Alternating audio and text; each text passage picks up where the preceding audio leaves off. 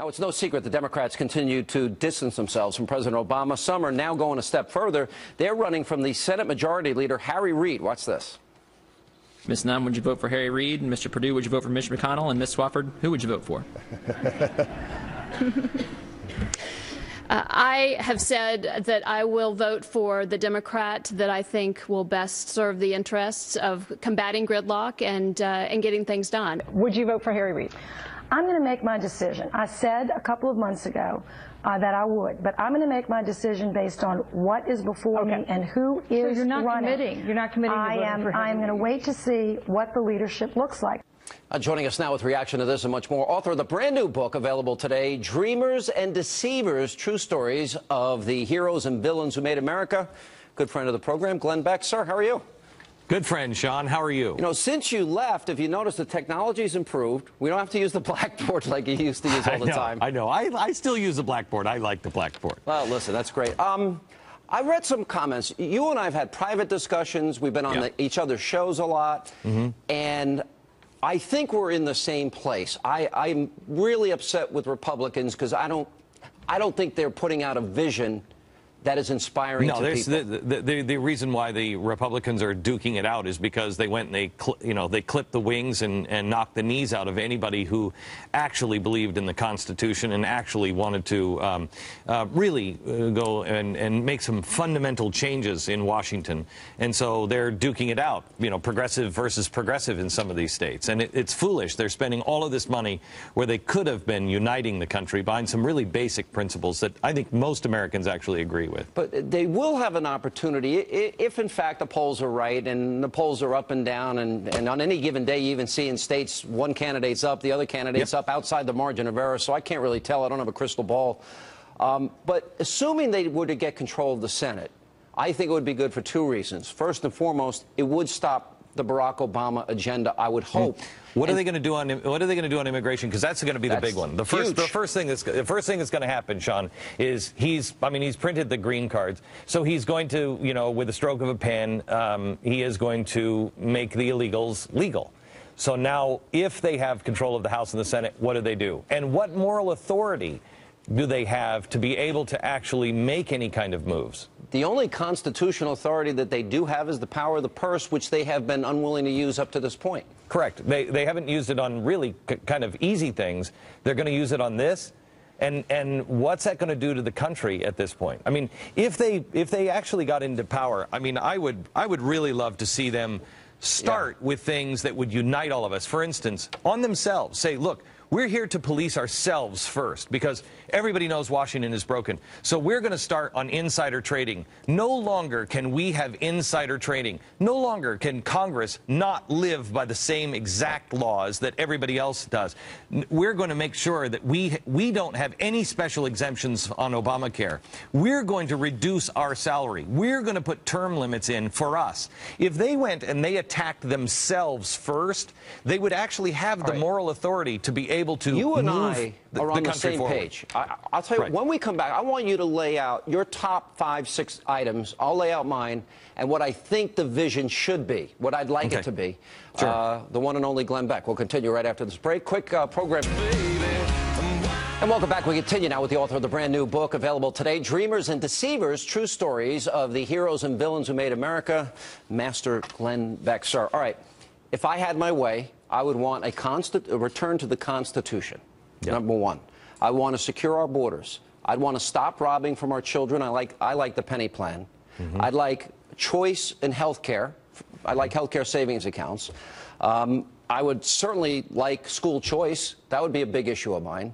Those are my, and a recognition that radical Islam exists, which we don't have right now, like in the case of Fort Hood or the case of Oklahoma. What are Glenn Beck's top 6 items for how to turn the country around? Return to common sense, return to common sense, return to common sense, return to common sense, return to common sense, return to common sense. Common sense is not too common.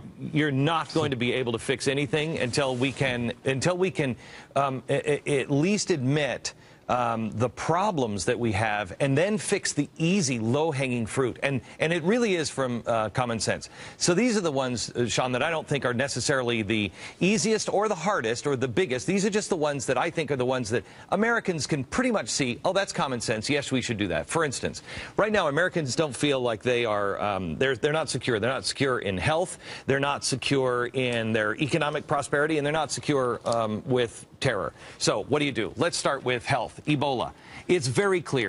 You can fly all the planes, all the doctors, all the resources, anybody you want to Africa. But if they're flying out of West Africa, they've got to come through an isolation, and they're in for 21 days. It's really, really simple. That just gives you confidence. Whether it even does anything or not is not as important as restoring confidence and restoring common sense. 2, on terror, you're exactly right.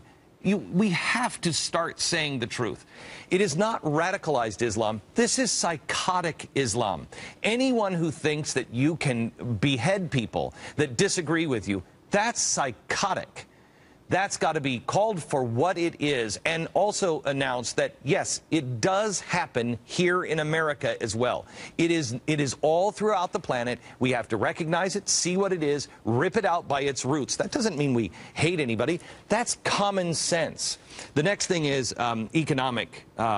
You know, we have to just at least start admitting that we have a problem. People say that our economy is doing fine. Our economy is not doing fine, and I have verifiable. Anybody who is an economist can tell you this is verifiable. See how they get away with this one.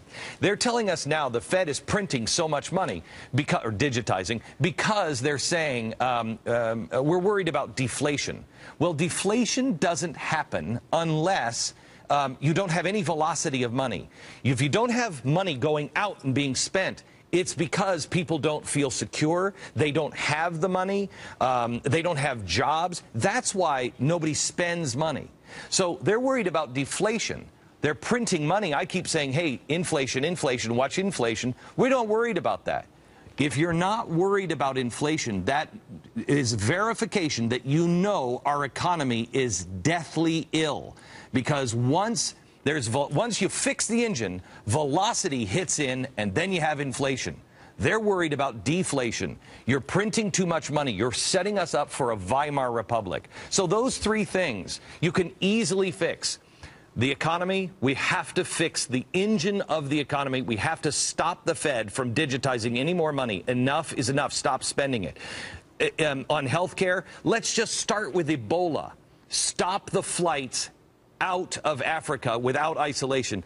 And the last one is stop with the political correctness. Let's stop saying that this is a gun and somebody chopping off your head is workplace violence.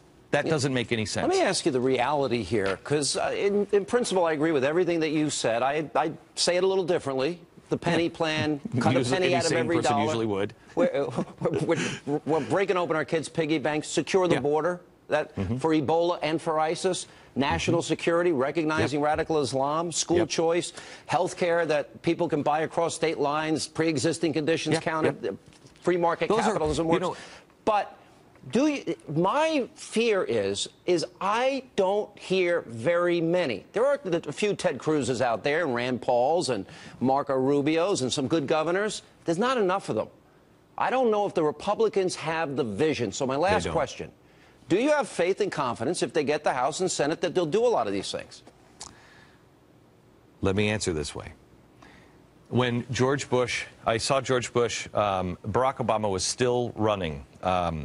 And he was running against Hillary, and at the time Hillary was winning. And he said, this was the day that Barack Obama said, "I'll just fly the planes over the border into Syria, and I'll just bomb not Syria, Pakistan. I'll just bomb Pakistan." And that was insane at the time. That was a day that I happened to be meeting the president in the Oval Office, and I said, "Mr. President, what do you think of that?" And he said, trying to comfort me, "Glenn, don't worry. Whoever sits behind this desk in this office will find that their hands are tied. They'll get the same advice that I've been getting. Believe me, they'll do almost exactly the same thing that I have done." I fear, he tried to make me feel better on that. That did not make me feel better, and it's come true.